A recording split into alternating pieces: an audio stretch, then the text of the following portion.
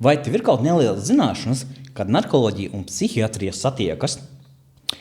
Un šajā epizodē mēs mēģināsim tevi izglītot, lai tev ir vairāk zināšanu un tev ir izpratne par šīm te jomām. Un šodien mūsu viesis ir narkologs un psihiatrs Jūlija Līckas, jomas viens no ekspertiem. Paldies, Jūlija, ka tu šeit, un mums ļoti būtisks par šo tēmu runāt. Un sākumā gribētu tādu jautājumu, bez neformālu. Kas tev deva motivāciju veidot šo te sev izglītību gan psihiatrijā, gan narkoloģijā? Kā tu pieņem šo lēmumu un kā tas tev palīdz savā praksē, darbā? Šīs lēmums jau nāca beidzot psihiatras rezidentūra īstenībā. Narkoloģijā kā tāda man ļoti interesēja, un es arī sapratu, ka ar vien vairāk parādās pacientu, kam ir dubultdiagnozes, un lai sniegtu to palīdzību pēc iespējas tā kā plašāk un pilnvērtīgāk, ka man ir vajadzīgs tas otrs certifikāts. Un tas nozīmē, ka tā ir otra apmācība, vēl viena rezidentūra. Un tad arī attiecīgi pabeidzot vienu psihiatrus, es arī aizgāju uzreiz bez pārtraukuma nākamajā gadā narkoloģijas rezidentūrā. Kā šīs abas jomas ietekmē darbu ikdienā? Vai viņas atvieglo procesus vai apgrūtina? Protams, ka krasi atvieglo. Jo man ir zināšanas gan. Un arī bieži vien pacienti tagad arvien vairāk interesējās par psihisko veselību, un ja ir abas problēmas, tad viņi labprāt meklē šādus speciālistus, lai neietu pie vairākiem, bet var aiziet pie viena un tad arī attiecīgi visu izrunāt, kas tad ir uz sirds, kas satrauc, kādas ir sūdzības, kādas ir problēmas ar atkarību, kādi vēl var būt psihiski traucējumi klāt tam visam, kas ir pirmais, kas ir otrais, vai kas kā ietekmē, un tad attiecīgi es varu nozīmēt gan ārstēšanu, gan noteikt diagnozes, arī dot rekomendācijas visa veida, un nevienmēr tā ir tikai medikamentozā terapija. Jā. Tā kā bieži vien tā vairāk tāda izglītošana, kas tāda ir atkarība, ko tas nozīmē, ko ar to darīt, kādi mums ir varianti un kāda varētu būt nākotne. Jā. Ir tā, ka Latvijā šīs abas psihiatrs un narkologs bieži vien nav publiskā vidē vairāk pieejams kā resurss cilvēkam, kurš vairāk ir lielāka iespējamība tikt galā ar šo problēmām, jo cik ir cilvēki, kuriem atkarības, viņi gan ir psihiatra, vai atsevišķi pie narkologa. Kāds, tavuprāt, Latvijā šī pieejamība, tāda profesija, kad tev apvienotas kā tava? Un vai cilvēkiem ir pietiekami daudz informācijas par šo? Es domāju, ka informāciju atrast diezgan sarežģīti, jo nevienmēr speciālisti strādā abās jomās uzreiz, īpaši valsts struktūrās, tad tur ir vai nu viens, vai nu otrs, un ja ir abi, tad noteikti tur ir sadalītas pieņemšanas, jo tas ir saistīts, protams, ar apmaksas lietām, jo jāievada viens talons kā psihiatram vai otrs kā narkologam, līdz ar to tās pieņemšanas diezgan stingri sadalītas. Manu kolēģu vidū, kas beiguši ap mani pirms pēc, ir vairāki šādi speciālisti ar abām specialitātēm. Pieredzējušākiem kolēģiem arī ir abi certifikāti ļoti daudziem, bet tur ir problēma, ka daudzi nestrādā abās jomās. Viņi izvēlās kaut ko vienu. Protams, daudz izmanto tās zināšanas, kas viņiem ir darbā, bet tā, ka viņi varētu pateikt, ka tagad es pieņemšu kā narkologs, tā īsti nav. Un uz doto momentu ir vēl viena problēma ar to, ka tagad narkologs ir pārtapis par atkarību psihiatru. Tur atkal ir savas zināmas problēmas gan tālāk. Un kā mēs redzam, īsti, ja man ir aktuālas zināšanas uz šobrīd, tad īsti rezidentūra līdz galam nav izveidota, nav īsti tādas saprašanas, kā to īstenot, kā būs tālāk, un arī visticamāk nav arī gribētāji uz doto momentu. Kā būs tālāk, to mēs nezinām. Tas viens nozīmē, ka Latvijā šie speciālisti mums ir diezgan maz, vai ne? Jā. Jā, pirms pateikt, tu vērtē, vai tā ir kā problēma, kur var veicināt šo izaugsmi, vai šita joma, tā kā viņi nav tik populāra? Vienā brīdī tā būs problēma, ja jaunie kolēģi neies mācīties par atkarību psihiatru, tad visticamāk mēs kļūsim tikai par psihiatriem, kas ārstē visu, bet tur uzreiz parādās problēma ar zināšanām. Jā. Es tā pieļauju, ka daudzi labprāt to darītu, ārstētu un gribētu to darīt, bet ir jautājums, cik daudz zināšanu tajā visā ir. Kur īsti beidzas narkoloģija un sākas psihiatrija? Vai šo robežu vispār var skaidri novilkt? Nevienmēr. Un man ir tāda sajūta, jo ilgāk es strādāju, jo nenoteikti tā, ka šī robeža kļūst. Ja agrāk, vismaz cik es atceros, manā rezidentūras laikā, tas kaut kā bija diezgan stingri noteikts un saprotams. Tas ir narkoloģisks pacients, tas ir psihiatrisks pacients, un tur kaut kur bija mikslīši tādi, bet stipri retāk. Tagad arvien biežāk un biežāk ir vairāk tādu pacientu, kam ir abas diagnozes, abas problēmas. Tas var būt arī saistīts ar to, ka pacienti varbūt aktīvāk meklē palīdzību un interesējās par sevi. Tā kā, jauniešu vidū arī teiksim, tā stipri izplatītāka tā informācija, viņi ir zinošāki, viņi ir izglītotāki šajā jomā, kur meklēt palīdzību, kāda veida, kas tie ir pa traucējumiem, un tajā pat laikā viņi ir stipri empātiskāki savā starpā, ka viņi iedrošina iet pēc palīdzības, kas arī ir labums. Tas tiešām labi, jā. Cik bieži praksē tu redzi pacientus, kuriem vienlaikus ir gan atkarība, gan psihiski traucējumi, teiksim? Cik bieži praksē tu redzi šo? Paliek arvien biežāk. Tad abas, jā? Jā. Jo vai tā, ka alkoholisms, pieņemsim, alkohola lietošana vai šīs narkotikas var radīt mentālu saslimšanas, piemēram, kā šizofrēniju, vai kādas citas, kas viņiem iepriekš varēja tā kā nebūt.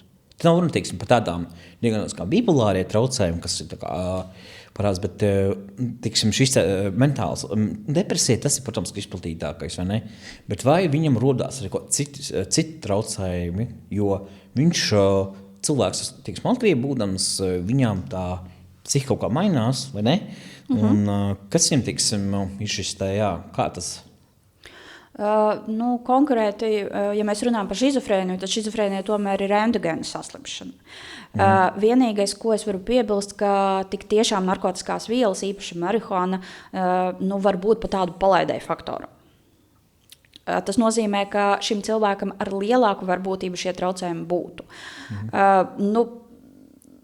Varbūt pie visveiksmīgākās sagadīšanas arī nē, bet ja jau viņš ir nonācis savā dzīvē līdz tai marihuānai un diezgan aktīvi lieto, tad var attīstīties.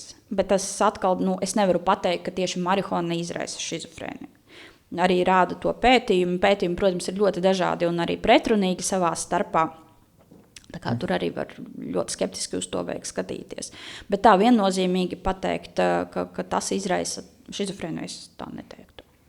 Šis bija publiskā vidē, šis te par alkoholismu ļoti, ka cilvēkam te bija varbūt tā nepareiza kļūda informācija, ka tieši šis te gadījums, kad ļoti aktīvi lietoja alkoholu un tur bija tāda, ka šim cilvēkam, teiksim, veidojās, varbūt tā nebija šizofrēnija, bet tuvinieki domāja, ka tas ir uz to pusi, jo viņam, principā, jā, viņš nemeklē palīdzību, bet alkoholisms viņu ievada kaut kādā, principā, tas bija neizskaidrojumi, bet tas viņu principā kaut kādā veidā iznīcināja. Tāpēc cilvēkiem bija tas viedoklis. Un ir labi, ka šis te nav pieskaitāms, teiksim, pie kaut kāda alkohola izraisītām. Tas būs, protams, ka. Jā, kas ir dubultdiagnoze un kāpēc tā ir tik sarežģīta ārstēšanā? Dubultdiagnoze tas arī ir, kad ir atkarība un kāda, teiksim tā, psihiatriska saslimšana. Jā. Sarežģīti ir tāpēc, ka tie simptomi ir jau sajaukušies savā starpā, tās sūdzības. Tur vairs īsti nevar saprast, kas bijis pirmais, vista vai ola, jā, vai tur depresija, vai alkoholisms kā piemērs, jā, vai otrādi, kurš ko ārstē, jo arī alkoholisms var izraisīt pēc tam depresiju, jā. Jā. Tas arī ir saistīts, plus šeit arī ir tieksme. Ja pieņemsim, cilvēks jau vairs nelieto, tad mēs runājam par tieksmi. Ja viņš neko nedara un nav ārstēšanas, nav arī psihoterapijas, tieksme saglabājas. Un depresija, tāds depresīvs noskaņojums un ar līdzīgiem tādiem simptomiem, tā ir tieksme. Tad šeit mēs arī varam runāt par to. Tad arī bieži vien es pacientiem to skaidroju, kas notiek, kas tāds ir, ko ar to var darīt un ko vajag darīt, jā, lai palīdzētu. Bet, protams, mērķis ir atvieglot tos simptomus. Sapratu. Vai biežāk vielu lietošana izraisa psihiskus traucējumus vai arī psihiskie traucējumi noved pie atkarības? Es teiktu, gan. Runājot par to cilvēku ar alkohola atkarību, jā, ir viena tāda raksturīga lieta dažai pacientu daļai, ka prodromā, tad, kad jau slimības sākums ir, bet vēl nav manifestējies līdz galam, tas nozīmē, ka kaut kādas iezīmes, ka cilvēks jūt, ka kaut kas mainās manī, jā, bet šizofrēnija vēl nav manifestējusies, vēl nav to lielo simptomu, lai pateiktu. Tad ir citiem raksturīgi, ka sākās lietošana. Jo vienkārši kaut kas notiek. Un tad mēģinot atvieglot savu pašsajūtu, jā, bēgot no tā visa, tad parādās atkarība. Jā, pieņemsim stimulantu lietošana, lai kaut kas ir kaut kopings kādā brīdī. Kas notiek ar šo? Ja cilvēks... Tas stimulanti nav ikdiena, bet ja šis ir kaut viens no procesiem, viņam, teiksim, tas viņa kopings, kādā veidā, kas, teiksim, kā veidoja šis kas ir sekas, kas var veidoties, kas nav ikdienas, bet tas ir tas kopinga mehānisms, lai cilvēks kaut kādā veidā izrautu. Jo šis aktuāls ar mani tēmats, jā, principā. Jā. Jā, un tāpat arī pieņemsim ar citām diagnozēm, kā stimulātori tur lieto, ko minēja, jā, kā, tad tur veidojas attiecīgi pēc ilgstošas lietošanas daudz visādu somatisku sūdzību, kaut kādas nespējas sajūtas uz robežas ar psihotiskiem traucējumiem, bet nevienmēr, jā, tad arī kaut kāda trauksmēna depresīva traucējumi, tas arī viss var būt, jā. Tad pieņemsim atkal. Tomēr, ja cilvēks ir narkotiku lietotājs, parasti viņš izvēlās kaut kādu vienu grupu.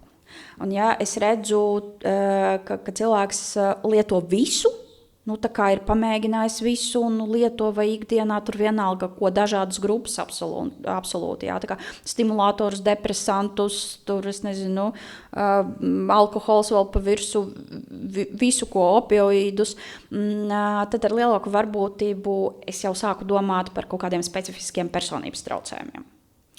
Tas ir no aktīvas lietošanas un vispēc kārtas šajā gadījumā, jā? Nē, tās ir personības traucējumi jau bija pirms tam. Vienkārši tas iekšējais tukšums, ko cilvēks izjūt, viņš mēģina izpildīt ar vielām. Un tad arī veidojas atkarība, jo tur nav tipiska atkarība, teiksim tā, jā, ka tur ir viena viela.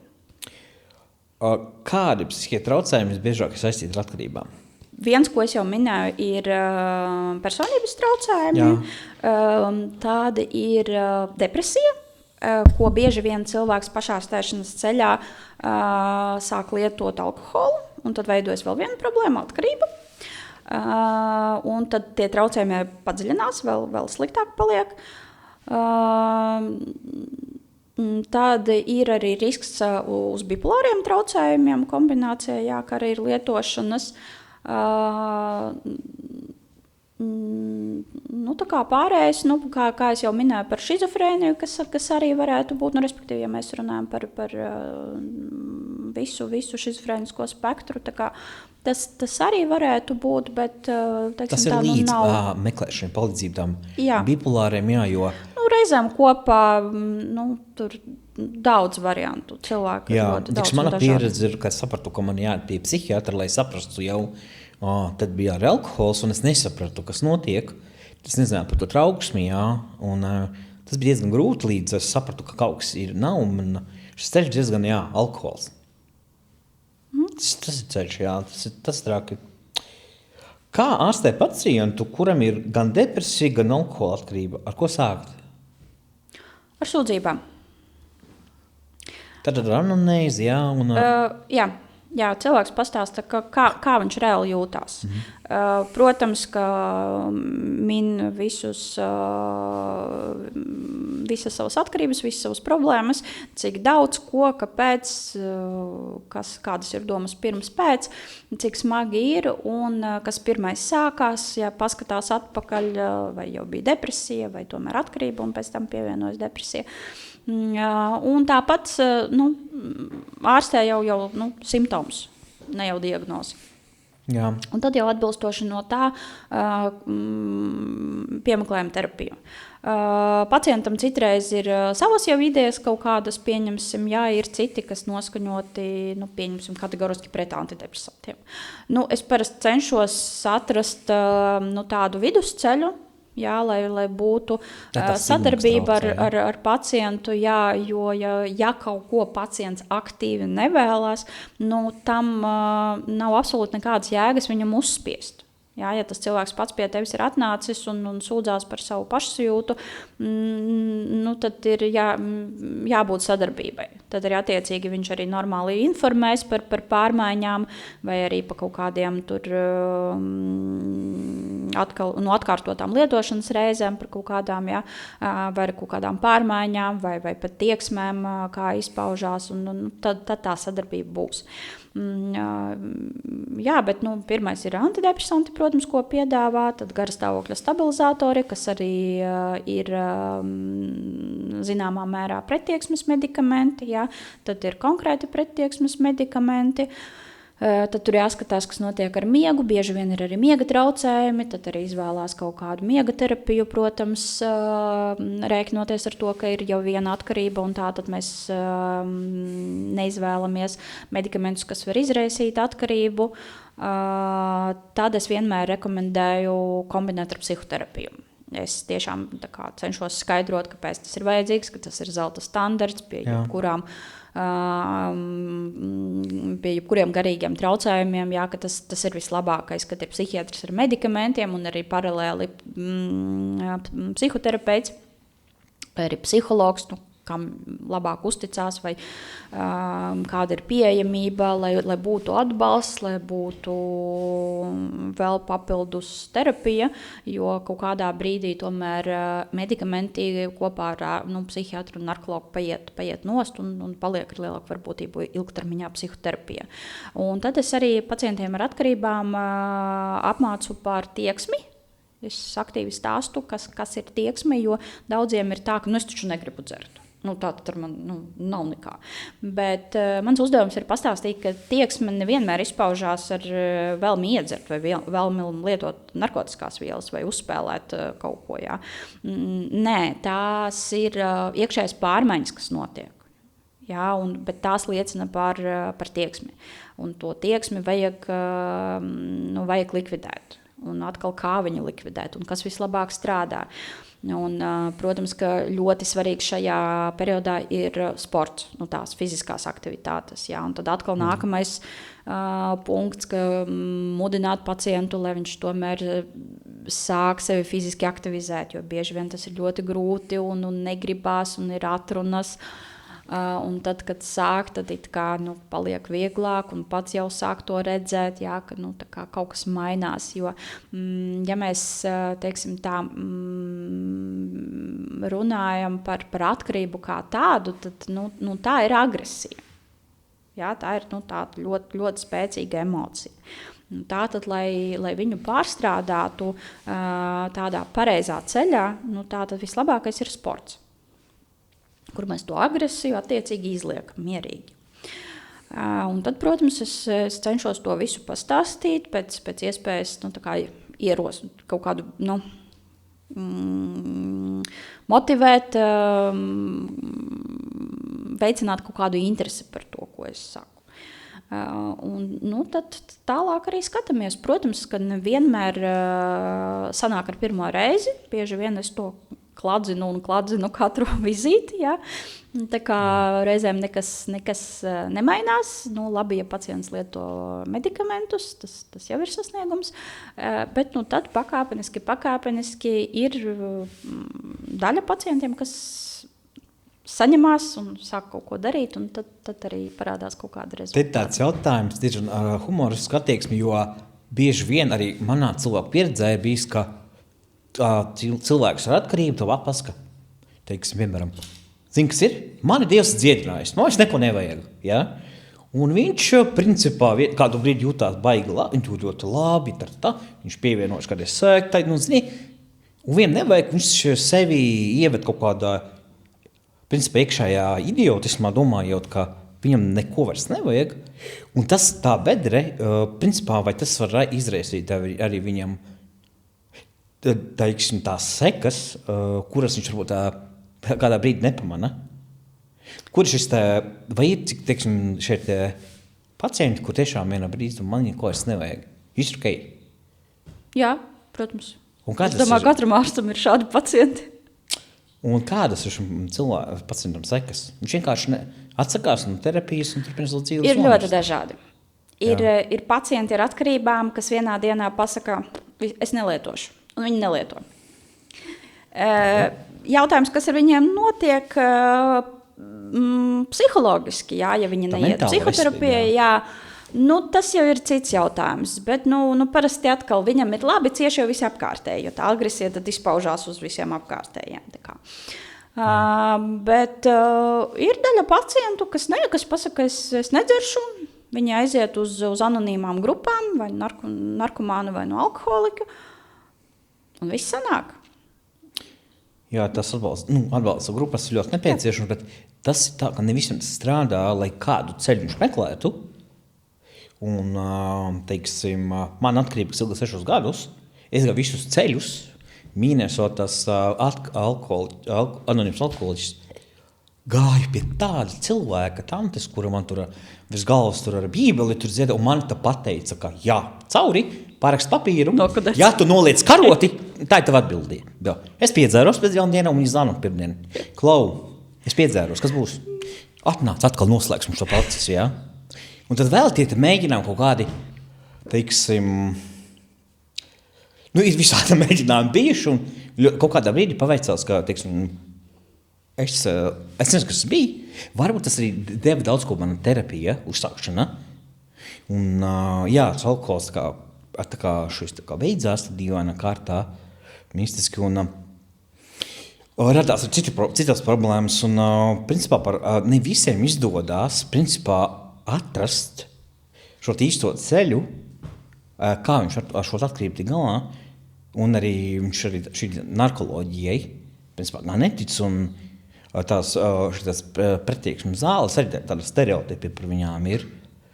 Un cilvēki ir, mana pieredze, kas saprot, ok, es padodos. Ja? Kas notiek cilvēkā, kurš savu, teiksim, trauksmi saprindzinājumu vakarā var noņemt tikai ar vienu podeli? Pakāpeniski pievienojas atkarība. Jā, cilvēkam noņem to trauksmi, pat viņam šķirto medikamentus. Saka, tos paziņu pieredzes, un tas tā dīvaini, jo arī es runāju vienam psihologu, kurš bija tā kā, kur man bija par atkarību, kur neiet nekas nestrādā, un bija tāda, bet varbūt jādzer. Ja es saku, tu kā psihologs, tu tā kā atlaiksta, jo tu kā man tā kā saki, varētu būt jādzer, varbūt, kāds liktenis, jā? Tas arī interesanti, jā, teiksim, psihologs, rekomendē, moška jādzer, pieņem likteni, kāds tas ir. Un tas bija interesanti, jo šis psihologs strādāja arī, kas tieši atkarību jomā. Un jā, tas bija ļoti interesanti, jo ir arī, teiksim, speciālistiem kaut kādi viedokļi, rekomendācijas, ja? nezinu, aiziet nokristies ziemā, tur ielikt cēliņģi, jā, un tad tev tur kristē, un tā, bet cilvēkiem dot tās arī padomus, kas ir ļoti debīli, manuprāt. Un ir šīs tantes, dziednieki, idiotiskie eksperti, ja, kas, ja, kuriem nav nekāda vajadzība un interese šo cilvēku palīdzēt, bet viņu izmantot. Hipnozē, piemēram, kas tagad ir ļoti aktuāli vienā, tiksim, konkrētā gadījumā, un tur diezgan traki, jo tur ir tā, ka atnāc, es nezinu, es negribu jaukties šeit, jo man ir pa purnu iesīt, tā kā vairāk runāšu, jā, jo šis diezgan tāds gadījums, kur cilvēks bez izglītības jau sen sniedza psihologa pakalpojumus, jā, 20 gadi nedzēs uzkarpā atkarības speciālistu, 4 dienu kursu izgāja, un tagad ar hipnozi, mājaslapas attaisīt, tad arī vaļ, jā, 200 eiro tikai labākā cena, jā, atnāc uz konsultāciju, cilvēks aiziet. Un, saprati, viņš tur ar bībeli pat dzīvo virs galvas arī, jā, hipnozi, es nezinu, kā tas strādā, jā. Un tas dot arī papildus, tas principā izraisa šo te, tiks manā gadījumā, es uzskatu, ka šis cilvēks, viņš ir dēmons, īpaši, jo viņš pats tiesa atkarībā. Nu, teiksim, bija viņš atkarības, teiksim, uzveicis jau 20 gadus nedzer, bet šo izmanto kā piķa pelnīšanu, jā, un pilnībā bez jebkārtas izglītības, un vēl, protams, ir pāris krimināla parts, par kurus nerāžu, tiešām devuši papurni, ja?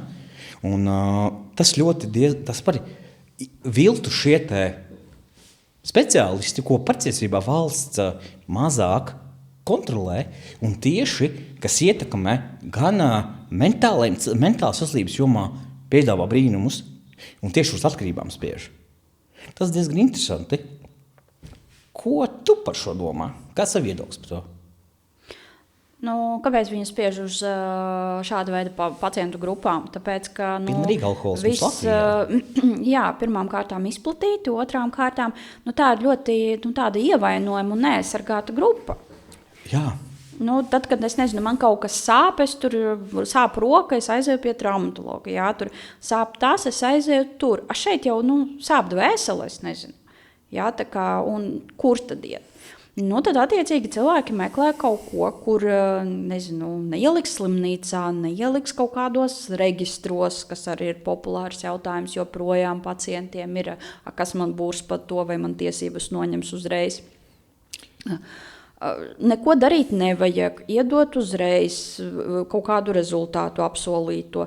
Pašam ieslēgties tur nevajag absolūti. Radinieki arī ir ieinteresēti. Vienreiz aizved, izdarīja, viss gatavs. Jo man bija viens pacients, jo ir pacientu grupa, kas nav gatavi ārstēšanai, viņi nevēlas atteikties. Viņi ir apmierināti ar to, ko viņi dara ikdienā un viss labi. Ka es viņu rakstīju no nodaļas un dodot viņam izrakstu, tur skaidrot visas rekomendācijas, viņš sēž un smīn un stāsta, ka tur, es nezinu, tur sievietes, kā parasti līdzatkarīgas mums visbiežāk ir. Tur vai mamma, vai sieva, vai māsa, es tur neatceros īsti. Draugi ir, mēs būs līdzatkarīgi, jā. Tur. Jā, mani atkal vedīs uz kodēšanu jau tur kaut kādu 20. reizi, un, lai veid, viņām vajag, lai veid, es iziešu atkal iedzeršu, nosvinēšu kodēšanu. Es atkodējos, un pēc dienām piedzēros, protams, man tādu brīnumus solīja, nekas nepalīdzēja. Iemeta spirta maišiņu mutē, ķipa, tev būs tagad šādi, bet interesībā man tas kaut kā drosmi deva, pa brīšķiņu, jo tas ir ļoti dīvaini, bet es sapratu, mani ļoti trigerē šie te kretīni, es atvainojos, kas izmanto šo te savu, pirmkārt, ja viņš ir uzvarējis atkarību, viņš nekāda izglītība un tā tālāk, man atklājas šis problēmas, šis cilvēks, es domāju, ka viņš var izmantot, teiksim sevi, uzskatot par ekspertu, protams, tur pēc tam sāks problēmas, sūdzības, bet šie te, ko tu domā par šiem te pašpasludinātajiem, nekontrolējumiem, šiem te hipnozi, piemēram, kaut kāda tur bija piedāvājums, tur akupunktūra, to visu tur izmauks ārā, jā. Šie te pakalpojumi, kas reāli viņiem visbiežāk nav tiksim, viņiem nav principā šis te pakalpojums iespējams. Jo viņi bieži vien saka, jā, kursi pabeigti, jo tur es nezinu, kā vienam ir, kur tie kartupeļi auga? Baķkas valsts kā. Pēkšņi aizmirsu, ja, teiksim, bija ļoti aktuāls, un samaskā aizmirsu, kur tas baķka dzīvo, kurā valstī? Belarus. Kā sauc kartupeļu valsti? Baltkrievija. Ir arī tāda, kas Baltkrievijā ieguši izglītību. Jautājums kādu? Tur sākas tas muļķības, un tad tur kaut kā izrādās, ja? Un tad ir tādi, kas uz certifikāts un izrādās 4 dienu kursus, viņš ir eksperts. Ko darīt valstī, un vai valsts reāli regulē šo te, viņi neregulē principā. Jo tad, kad es veicu, teiksim, biedrības aizzīmšu izpēti, ja, kur mēs ar biedrības vadītāju gribējām saprast, ko mēs varam darīt šajā jomā, jo tas skar arī mentālo veselību, un principā tas ir slikti cilvēkam, jo tas var nostrādāt, tas nevar, principā, tu nevar darīt ar kaut kādām metodēm, kas nav atļautas, ja, un vai valsts ir kaut kā jāiesaistās šajā jomā, jo mums ir daudz diezgan, ja, šo te, nerunāsim par dziedniekiem, vispār ir, ja, melnā kasa nodokļus nemaksā, tur viss notiek, iemet kasē, ja nestrādā atnāc otrais, ja šis te brīnumzāles, ja, vēl ir tējas kaut kādas, kā šo te beigt čakarēt to cilvēku, jo, teiksim, šo te ekspertu, viņi daudz, Alkāna arī daudz, mums ir daudz. Teiksim, sačakarēt psihiatriju, piemēram, ir tas, ir tīpaši šis te, tā hipnoze, ja, dziedinā no aptkarībām un tā un šādi. Interesanti, kā? Un šis te, šis tuvums ar šīm te hipnozēm, ja, viņš ir jāpēta, piemēram, tiešām Jāņa Zālīša, kā viņš to ieviesa un kā tas strādāja. Iziet šim te cauri, ko mēs, teiksim, publicēja, un cilvēki saprot, ka kā tas nestrādā tā, ja?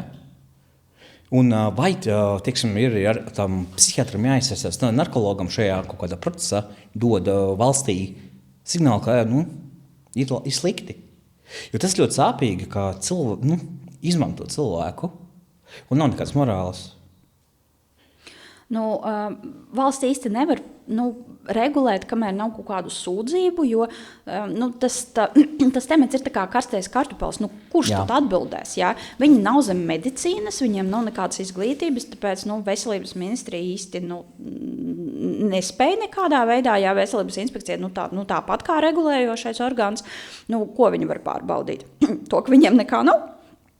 Nekādas izglītības. Ja nav īsti sūdzības, tad nevar īpaši, ja nav kaut kā reģistrēts kaut kāds uzņēmums, vai tur, nezinu, tas cilvēks īpaši nekur nenonāk kaut kādo tā kā pārbaudošu un regulējošu struktūru redzeslokā, tad attiecīgi viņi tā arī turpinās savu darbību. Nav izglītība. Jo arī ir pieprasījums. Tas arī liecina par mūsu valsts tomēr iedzīvotāju arī gan domāšanas veidu, gan stigmu pret medicīnu. Un īpaši stigma par to, ka, ja viņam, teiksim, pie narkologa vai pie psihiatra, viņš domā, ka šitais džeks atrisinās visu, kurš pirmkārt viņam neatrisinās, ja? Tad tas dod kaut kādu cerību, kas to atruvi no psihiatru, tas ir kaut kāds dēmons, ja? Bet cilvēks, protams, arī atbild par sevi, bet viņš uzķerās uz šo te zelta atslēdziņu dzīvē, atbrīvoties no šī te. Teiksim, vai organizācijas, piemēram, kas darbojās kaut kādas mentālās jomas, mentālā jomā, teiksim, ja, viss, kas attiecas uz mentālo pasauli, vai ir, teiksim, vērts viņām kaut kādā veidā pētīt šo te un veidot šo te sarakstu sniegt, teiksim, institūcijās, kas, teiksim, mēs ar sabiedrību par šo te runājām, ka tas būtu labs veids, kā, principā, ko mēs varam darīt. Ja? Jo, principā, tam ir jēga. Vai ir to no jēga darīt, jo uzliek sodu, viņš turpina biznesu, ja? Lielāka varbūtība tā arī būs, lai atkal kaut ko pētītu, jābūt informācijai. Tā, ka mēs noķeram no pacientiem parasti šo informāciju, ka es tur biju, es tur darīju, jo man arī bija viena vizītkarte savulaik, kur bija pacients iedevis, kur viņš bija pie speciālista un viss labi. Tur bija cilvēks apsolījis, ka viņš atbrīvos no atkarības komats, no lāsta komats, no depresijas. Vai kaut kā šāda kombinācija tur bija aptuveni. Tad te mēs arī varam domāt, kas tur īsti notiek. Bet joprojām būs pieprasījums. Kamēr būs pieprasījums, kamēr šeit nav jāstrādā uz aizliegumu, šeit jau jāstrādā uz izglītošanu, uz informācijas pieejamību, uz stigmas mazināšanu. Lai tomēr iedzīvotājiem būtu tā informācija, būtu saprašana, būtu iespēja nokļūt līdz tam speciālistam. Jā, un skaista reklāma, kam tic, jā. Facebookā kaut kā parādījās vairāk šo te pakalpojumu, jā, un tad, tiksim, veicam vēl izpēti par šo te, jā, un, protams, sapratām, ka, cilvēks labs aktieris, labs, viņš spēj pārdot. Kas cilvēkam, principā, būtu šajā sakarā, principā, jādara, ja viņam ir, teiksim, atkarībā, gļuki kaut kādi, mentāla veselība, vispār kaut kas, ko viņam, principā, iepārdot, un viņam nav tā rezultāta. Kādam tas nostrādā? Bet, ja to dara cilvēks vienkārši, kaut kā pāris dienas pastudēja, un tur es nezinu, izdomā, kā es to daru. Viņš nezinu, kā to darīt. Vispirms viņam nav izglītības psihoterapijas jomā, viņam psihoterapeita izglītībai, un tad šī hipnoze, ka apgūta, un tā viņš kaut ko var darīt. Latvijā tā nav. Latvijā mums tā nav. Mums nepārbauda, teiksim, arī tas cilvēks, kurš piesakās pie kāda, teiksim, pakalpojums, viņš nepārbauda, teiksim, negooglē un tā tālāk, ja? Tā ir atbildība par pašam cilvēkam, un viņam, principā, būtu vieglāk meklēt palīdzību pie tevis, piemēram, ja? Un tu būs rezultāts, jo tā ir katra atbildība. Bet ko mēs varam darīt? Neko, ja? Es atkārtošos vēlreiz, mēs varam informēt. Jā, un ko es redzu no saviem pacientiem, viņi sāk pārbaudīt informāciju. Viņi sāk meklēt šos cilvēkus. Pirmais, protams, ievadi Googlē, paskaties, kas šīs cilvēks ir, paskaties fotogrāfiju, kur viņš strādājis, vai vispār ir kaut kur strādājis, jo tagad var atrast internetā, īpaši par medpersonām, praktiski visu informāciju. Jā. Es vakar vienu frīku atradu, kurām bija vienkārši saturs tāds diezgan dīvains, ja? Un es sapratu, jā, šis labs, viņš spēja kaut kā šo savu pārdot, piedāvājot, ja tur atkal jau zālītes un tas 40 gadi pieredze, un man nav kauns nav teikt, debils, ja? Un viņam nav nekas morāls. Un vairāk, šis algoritms piesaista, teiksim, man teiksim, Facebookā, vairāk šo te pakalpojumu sniedzēju, un mēs ar šo te Pētru Zāli runājām, tā kā mūsu biedrības vadītājiem, klientu vadītājiem, ka šis te ir viens no mūsu, varbūt, mēģinājumu kaut kā, nevis, vispār, mēģinājumu lēnām sniegt šo informāciju un tā, lai pārbaudi, jo mēs tas cilvēku interesē, bet tas vienmēr būs tā, ka sots 350, aizmirsīs, un viss. Un būs klients, un to nevar iznīcināt. Viņi cietumā neieliks, ja? Neko darīt.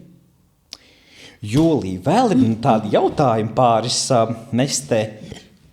Man ļoti patīk, ka mēs par šo tēmatu ierunājāmies, jo šis tiešām ir ļoti, man triggerē šis, jo es zinu, ka cilvēku atšakat viegli, kurš tic.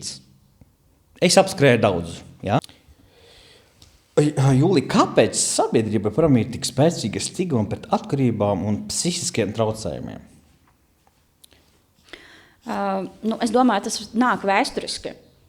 Jā. Kā bija piespiedu ārstēšana, kaut kādas tur darba nometnes, nezinu, tur atkarīgajiem, jā, tā kā ilgstošā ārstēšana, tur psihiatrija arī tāpat, tur, es nezinu, baltā biļete, jā, tur tā zīme. Balta labi aktuāla mūža pagastā. Jā, joprojām jautā, ka ir pacienti, kas joprojām jautā, kas būs, kas notiek, vai es tā kā, nezinu, tur noņems visu un tur bērnus ieskaitot, vai tiešām tā būs, vai kur jūs tur man ievadīsiet. Vai kāds pacients to kabinetēt un sāk baidīties, ka tu izsaukši viņu ātros, es sapratu, ka kaut kas varbūt viņam kaut kā vajadzētu to. Ja tāds cilvēks baidās, ka viņam uzliek diagnozi, viņš saprot, viņa vāks. Ja? Tā stigma ietekmē šo te, tiksim, šo te diagnozes atklāšanu, jo tas tā kā cilvēkam maina kaut kādā veidā. Nē, ja cilvēks jau ir nonācis tik tālu, ka viņš ir atnācis, un ja izveidojas kontakts, tad tomēr viņš atklājas pēc iespējas. Jā, varbūt pat ir bijuši gadījumi, ka tā nav pirmā konsultācija. Jā. Ka es saprotu, ka kaut kur mēs te peldam, bet tā ne līdz galam, ne līdz dziļumiem. Un tad pēc tam tur nākamajā pasaka, klau, man nav tikai tur depresija, man vēl ir, tā kā vēl viena problēma. Jā, un Jula, man noslēgumā ir viens jautājums principā par to, par līdzcilvēkiem un cilvēkiem ar atkarībām. Vai šis cilvēks, kurš kaut kādā veidā sniedzās pēc atbalsta un saprot, ka šis atbalsts cilvēks nesaņem, vai nav tā, ka šis cilvēks principā zaudē kaut kādu šo te, teiksim, ticību, kā viņiem ir, teiksim, iespēja būt tam plecam, kas viņam ir izvilkt. Tas, kas atsakās no šī, tas saprotams. Bet kā ir sabiedrībā, pieņemsim, visbiežāk ar to, kad cilvēks, teiksim, dod signālu, hei, man tī vajag atbalstu, jo piemēri ir piemēri dzīvi, un mana pieredze ļoti laba bija, kad es gribēju, teiksim, cilvēku, kas man palīdz vienā jautājumā, ja? Un tas bija ļoti interesanti, ja? Un man tas ļoti patika, principā, kā pieredze, jo, principā, būsim godīgi, tad, kad cilvēks nomirst, viņš izdara pašnāvību, jo viņš netiek galā, vai no pārdozēšanas, no alkoholisma, tad visiem ir žēl, visi skrien, domā, kā notiks. Vai tā no tāda liekuļošana, jo es uzskatu, ka tad, kad cilvēks aiziet, ja, tad tā līdzcilvēki ir tik pārts, jo mēs nezinām, kāds var gadīties. Jo manā gadījumā, teiksim, ja kādreiz kaut kas man notiktu, ja, un es kaut kādā veidā gribētu, nezinu, kaut kā savādāk šo te uzraktu, teiksim, lietu, es negribētu, pieņemsim, lai liekuļbars, teiksim, pie man kapa stāv, jo tas ir līdzcilvēku, man liekas, tāds stereotips, ka, nav jāatšķirās klāt. Nav mentāli veselība jāatbalsta, ja? Mums katram ir nepieciešams kaut veida atbalsts. Un atkarībās, lielākoties, protams, cilvēkam viņš atsakās no tā, ja? Nevēlās, bet ir cilvēku grupas, kur ir cilvēki, kuri mēģina šo te atbalstu gūt, līdzcilvēka kāda. Jūlija, kā tu skaties uz šo te sabiedrības un cilvēku vēlmi, tiksim, iesaistīties, un ja cilvēks ar šo te atkarību vai garīgās problēmām viņš vēlas tomēr līdzcilvēku, un viņš saprot, ka viņš negribēs lūgt palīdzību, jo viņš ir viens. Kā tu šo skaties? Līdzcilvēki bieži vien iesaistās, bet ar atkarīgām personām ir cita problēma, ka līdzcilvēki bieži vien ir līdzatkarīgi. Un tad tur nav īsti atbalsts. Tur viņi tikai baro viens otru ar savām problēmām. Ir ļoti vērtīgi, kad šādiem pacientiem tas līdzcilvēks arī atnāk uz kādu konsultāciju. Un tad arī saņem informāciju par līdzatkarību un ko darīt. Jo ideālā variantā arī tam līdzcilvēkam jāiet savā psihoterapijā, lai spētu to uzturēt, izturēt un, teiksim tā, pareizā veidā palīdzēt. Jo vienkārši būt blakus un visu sarunāt, vest uz konsultācijām. Šis nebija domāts tādā veidā, bet šis te tiešām cilvēkam plecs, ar ko nevis ir līdzatkarību, bet vienkārši kāds, kas ir blakus, jo viņam tas vajadzīgs, jo, nav vienkārši, visi zina, teiksim, viņš dolbās vai ko, bet visiem ir kaut kā vienalga, un nezot, viņiem jautā, kaut kā tev ir, un viņš noliek karoti, tad viss raud, ja? Šis pastāv, jā, diemžēl, un mums ir jāatzīst, kā ir cilvēki, kuriem šis ļoti vajadzīgi, bet viņiem tas vajadzīgs brīdī. Cilvēki ir, kas vēlās palīdzēt, un viņi sākumā ļoti aktīvi cenšas kaut ko darīt, cenšas stumt viņu, nezinu, uz slimnīcu, uz terapijām, pie ārstiem, vēl kaut kādā veidā turējam ārā no mājām. Jā. Es esmu tev savādāk. Es domāju, ka, ja cilvēki dod signālu kādam, klāmatī vajag. Jo tas ir īstais, kas man vajag cilvēks, kas būtu vajadzīgs. Es tieši par šo vairāk, ja? Jo es esmu bijis līdzkarīgais un darījuši pilnīgi bezjēdzīgas lietas, bet, teiksim, saskaroties ar manām kaut kādām lietām, es gribēju, un es saņēmu ļoti labu pieredzi, kā, diemžēl, var notikt. Tev nav šis viedoklis, ka līdzcilvēki zinot par savam, teiksim, tuvinieku un tā problēmu, viņi īsti necenšas iesaistīties, jo tas ir tāds, nezinu, tad stereotips, ka jā, viņš negrib un tā tālāk, viņš nomirst, visi raud. Kā tā? Jo es, teiksim, gribētu, es uzskatu, piemēram, ka līdzcilvēki var ietekmēt cilvēku, kuram var palīdzēt. Nevis līdzkarībām, bet uz skrietuņu vest, bet iesaistoties, viņa pētīt, kas viņa notiek, jūtas, un lai tas cilvēks atverās, jo tas ir ļoti svarīgi. Piekrītīs šim te un... Ja cilvēks vēlas, ja cilvēks pieņem šo palīdzību, tad jā, protams, ir ļoti svarīgi, lai būtu kāds blakus un atbalsts, un es bieži vien arī kaut kādos smagākos stāvokļos arī jautāju pacientam, vai ir kāds, ar ko vienkārši var parunāties. Vienkārši tā pa dzīvi, vienkārši izkritīt sirdi, kas notiek. Tas ir būtiski. Tas ir process, šis te, Julija, paldies tev liels. Es ceru, ka es ļoti nemocīju, un man liels prieks, ka tu padalījies par šo tematu, un es ceru, ka tavs viedoklis mums šis te kaut kādā veidā kādam, es nezinu, iestīs pa pauri un sapratīs, ka viņam jāmeklē palīdzība, jo šis te mērķis ir saprast, izskaidrot sabiedrībai kopumā tikai atkarīgajiem, bet līdz cilvēkiem. Paldies tev liels. Paldies.